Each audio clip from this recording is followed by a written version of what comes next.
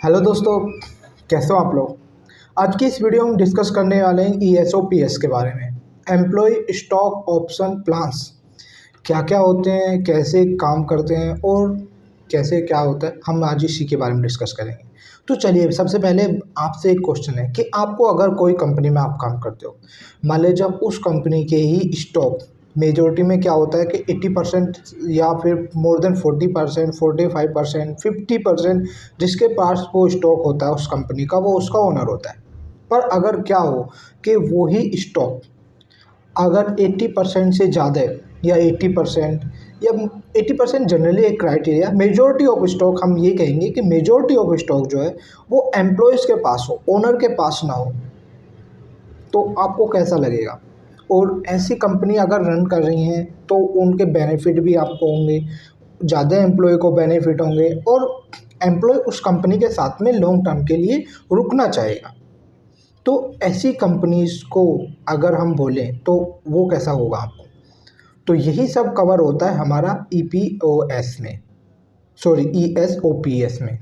तो इसमें क्या होता है कि जितने भी ओनरशिप होती है, मेजॉरिटी जो ओनरशिप होती है वो कंपनी के जो एम्प्लॉय हैं उनके पास होती है। अब कंपनी के एम्प्लॉय के पास होगी तो कंपनी का एम्प्लॉय थोड़ा और ज़्यादा लॉयल होगा एज कंपेरिजन टू अदर्स। वो ज़्यादा लॉयल होगा तो उसका ज़्यादा बेनिफिट मिलने के चांसेस होते हैं। अब इसके कुछ टर्मिनोलॉजी हैं जो हमें समझ लेनी चाहिए। बेसिकली मैं इसे सब पूरा डिस्क्राइब करने वाला हूँ, उससे पहले कुछ टर्मिनोलॉजी हम डिस्कस करते हैं। पहला है हमारा ग्रांट डेट। ग्रांट डेट वो डेट होती है जिसमें कोई भी एम्प्लॉय एलिजिबल होता है उस कंपनी के स्टॉक को लेने के लिए। आप ऐसी कंपनी में काम कर रहे हो जो इस पे काम करते हैं इन फॉर्मूलों पे, तो पहले ही उसमें टर्मिनोलॉजी हो grant that means term and condition उसकी फुलफिल करनी होंगी, तभी वो कंपनी आपको अपने स्टॉक में अलाउ करेगी, नहीं तो वो अपना स्टॉक आपको नहीं देगी। तो पहले क्या है, ग्रांट डेट। जिस डेट को वो टर्म एंड कंडीशन पूरी हो रही है वो होती है हमारी ग्रांट डेट।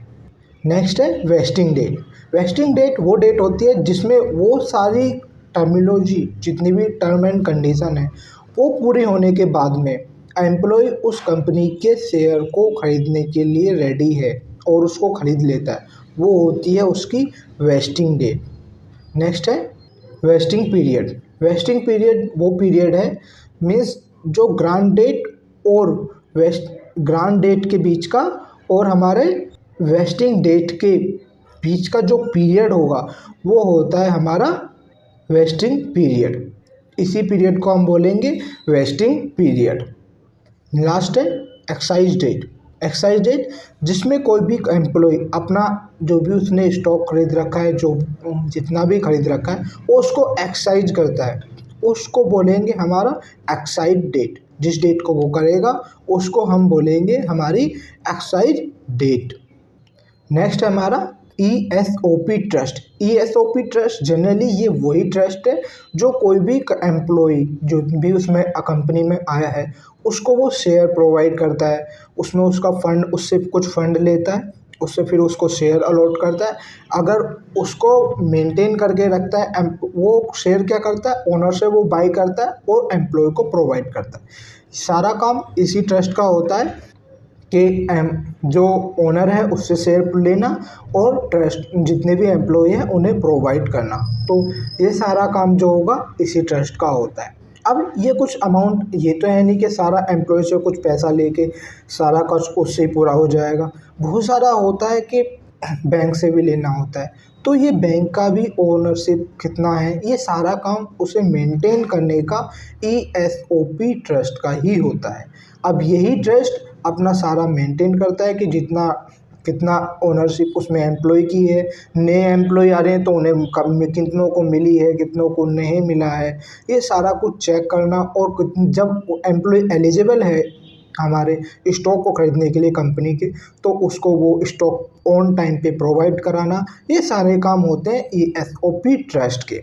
अब यही ट्रस्ट इन सबको प्रोवाइड करेगा, यही इसका मेन फ्रेमवर्क तैयार करेगा।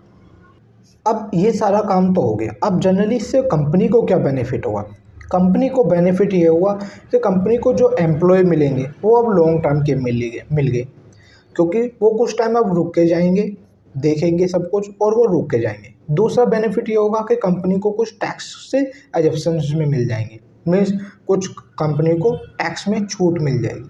तीसरा ये होगा, एम्प्लॉय जब शेयर खरीदते हैं तो उनका कुछ पैसा कंपनी में लग जाता है, वो कुछ पैसा पे करते हैं स्टॉक को खरीदने के लिए उसके। और जब वो स्टॉक का पैसा कम पे करने के लिए लगाएंगे अपना पैसा, तो जनरली ये होगा कि जो प्राइस है कंपनी को डेप्थ में चुकाने हैं और बहुत सारे काम करने के लिए जो कंपनी को पैसा चाहिए होता है वो एम्प्लॉयज़ के थ्रू मिल जा रहा है, उसे डेप्थ कम लेना है।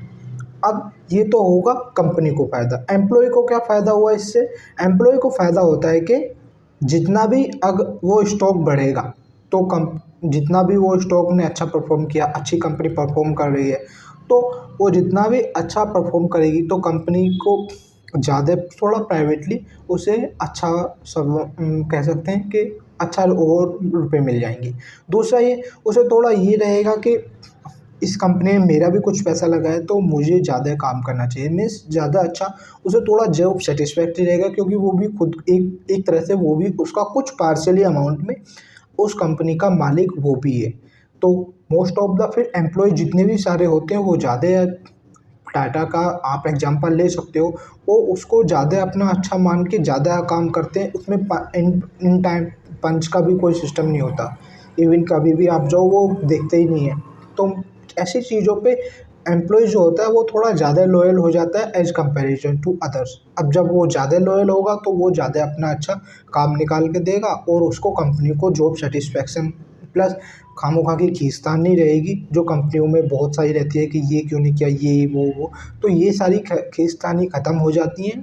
इससे जितना भी काम जॉब सेटिस्फैक्शन रहता है प्लस ज़्यादा वर्क आता है, तो ये दोनों बेनिफिट कंपनीज़ के एम्प्लॉय को मिलते हैं। अगर अब हमें ये देखें तो अगर ESOP जितना भी है, कंपनी कितना ओनरशिप दे सकती है, मीन्स एम्प्लॉय को अपना जो ओनरशिप है वो कितना दे सकती है। कंपनी जनरली 1, 2, 5, 10, 12, 18, 20, 80 कितना भी दे सकती है। ये ऐसा कोई जनरली डिस्क्राइब नहीं है कि कितना देना है, वो जितना चाहे वो दे सकती है। उस पे कोई भी अभी ऐसा नहीं है कि इतने से ज़्यादा आप नहीं दे सकते, ये डिपेंड करता है। डिपेंड किस पे करेगा? कंपनी के लिए इम्पोर्टेंट क्या है। कई कंपनी ऐसी हैं जिनके लिए मैनेजमेंट इम्पोर्टेंट है, मतलब टॉप ओनर है वो इम्पोर्टेंट है। कई कंपनी ऐसी हैं जिनके लिए एम्प्लॉय इम्पोर्टेंट है, मैनेजमेंट का उनका रोल कम है। तो जहाँ पे एम्प्लॉय की इम्पोर्टेंस ज़्यादा है वहाँ पे एम्प्लॉयज़ को ज़्यादा प्रॉफिट दिया जाता है, means share and number of share जो एम्प्लॉय में ज़्यादा बांट दिए जाते हैं। जहाँ पे ओनर की ज़्यादा इम्पोर्टेंस है तो वहाँ पे नंबर ऑफ मेजॉरिटी शेयर जो होते हैं वो ओनर के पास रहते हैं, एम्प्लॉयज़ को थोड़ा कम दिए जाते हैं। तो ये डिपेंड करता है कंपनी को इम्पोर्टेंस किसकी है, किसकी रिक्वायरमेंट कंपनी को ज़्यादा होगी। अब दूसरा एक क्वेश्चन एक और है कि अगर कंपनी ऐसे टाइम पे ख़रीद ली जाए या किसी ने ख़रीद ली दोबारा से बाई कर ली तो उनका क्या होगा? अगर इस तरह की कोई कंडीशन बनती है तो जो ESOP है वो पूरा एक तरह से कह सकते हैं कि पूरा बेकार हो जाएगा, वेस्ट हो जाएगा। उसका जितना भी फिर उसे अमाउंट है एम्प्लॉय को वो रिटर्न करना पड़ेगा, वो हैंड टू हैंड रिटर्न करके ही कंपनी फर्दर एनी प्रोसेस कर सकती है। अदरवाइज़ कंपनी कोई भी ऐसा प्रोसेस नहीं कर सकती कि जिसमें वो बिक जाए या कुछ भी हो जाए। अब एक इम्पोर्टेंट क्वेश्चन ये है कि अगर एम्प्लॉय ही कंपनी को छोड़ के जाना चाहे तो, अगर एम्प्लॉय कंपनी को छोड़ के जाना चाहता है तो एम्प्लॉय के पास सीधा ऑप्शन यही है कि वो वेंटिट कर जाए, मीन्स अपना सारा जितना भी पैसा है वो सारा बाहर निकाल ले और बाहर निकालने के बाद में जितने भी स्टॉक है वो बेच के बाहर निकल के आ जाए। तो उसे वेंटिट करने के अलावा और कोई ऑप्शन नहीं है। वेंटिट कर जाए, वो उस कंपनी के शेयर बेच दे और आगे फर्दर क्विट कर सकता है। मतलब ये नहीं है कि आपने शेयर खरीद लिए कंपनी के, आपको बंद के ही रहना है। अगर आपको नहीं है एग्ज़िट करना है कंपनी से, आप एग्ज़िट कर सकते हो, आपको कोई प्रॉब्लम नहीं होगी। अब मेजॉरिटी है इस पे कोई जो एम्प्लॉय हैं उन्होंने शेयर खरीदा है तो उनको कुछ टैक्स डिडक्शन मिलेगा, मीन्स हाँ टैक्स डिडक्शन मिलता है। जब तक आप उस कंपनी के शेयर खरीद के रखते हो आपको कोई दिक्कत नहीं, बस जब आप उन सब शेयरों को बेच के जाते हो मीन्स वेंटिट करने के टाइम पे ही आपको टैक्स पे करना है। अदरवाइज बीच में आपको ऐसी कंपनीज़ के लिए टैक्स पे करने की ज़रूरत नहीं होती। आपको बचे रहते हो। एम्प्लॉय के लिए बहुत बड़ा बेनिफिट इसमें ये भी होता है। अब जो एम्प्लॉय है मीन्स उसके लिए क्या बोले तो वेंटिट करने का मतलब एग्जिट करने का सबसे बेस्ट टाइम क्या है? बेस्ट टाइम वही है कि कंपनी का जब स्टॉक प्राइस शेयर मार्केट में बहुत ज़्यादा हो तब उसको वेंटिट करे, तब वो निकले वहाँ से। तो वही उसके लिए बेस्ट टाइम है, क्योंकि उस टाइम पे उसको ज़्यादा अच्छा मुनाफा मिल जाता है। बट अगर वो पहले भी निकलना चाहता है तो कोई दिक्कत नहीं है। अब ऐसी अगर जो नंबर ऑफ़ सीईओ है, अब सीईओज़ हैं वो इसके बारे में क्या बोलते हैं? सीईओज़ जितने भी हैं वो ये बोलते हैं कि ये गेम चेंजिंग प्रोसेस हो सकता है कि जितने भी एम्प्लॉई हैं ज़्यादा लॉन्ग टर्म के लिए रुकने हों अपने कंपनी में। तो इस तरह के फ़ॉर्मूले से ये बहुत अच्छा फ़ॉर्मूला है। ज़्यादातर ये भी बोलते हैं कि ये बहुत अच्छा है, तो इसीलिए जितने भी सीईओज़ हैं मेजॉरिटी में वो इसको सपोर्ट करते हैं। तो जब नंबर ऑफ़ सीईओज़ उसको सपोर्ट कर रहे हैं तो इसके पास मीन्स ये अच्छा प्लान है। फ्यूचर में अगर किसी कंपनी में उसके ओनर जो एम्प्लॉई हैं वही शेयर ले ले तो ये बहुत अच्छा आइडिया होगा।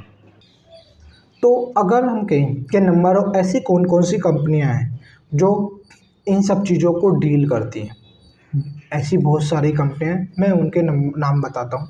पिनामेक एक है, the bottom line, Robert, the broad and को, विनको वुड, ब्रुकशेयर ब्रदर्स, इकोलॉजी और बहुत सारी ऐसी कंपनियां हैं जो इस सिस्टम के बेस पे अपना काम कर रही हैं और वो बेनिफिशियरी भी हैं।